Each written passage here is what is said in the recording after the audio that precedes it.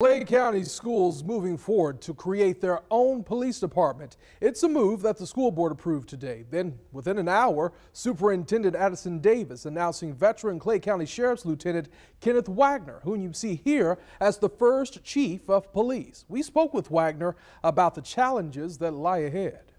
How is this new department going to better serve the kids? I wouldn't say they would struggle with, but being an SRO, it's not only just being a law enforcement officer, but it's also being a partner with the students. It's not just dealing with crimes, it's dealing with social issues, it's dealing with mental health issues. And those things are very delicate, especially with children that are very impressionable.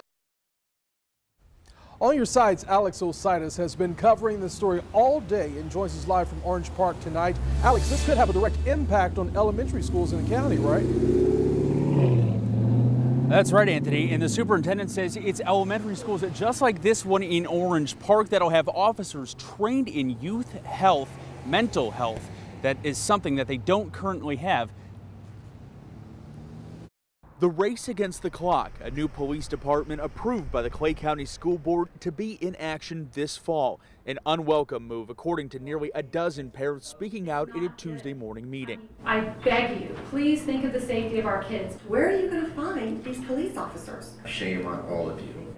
This would place sworn officers in all schools across the district and, according to officials, save millions while adding resources to protect students and staff, ending the current arrangement with the Clay County Sheriff's Office, which was noticeably absent from the announcement naming a former lieutenant as the school's top cop. Where does this leave the relationship with the Sheriff's Office? Yeah, so openly, we have a good relationship with Sheriff Daniels and the Sheriff's Office. Just trying to figure out, what we can do to continue to bridge any gaps into work collectively for the same common singular goal of protecting our students.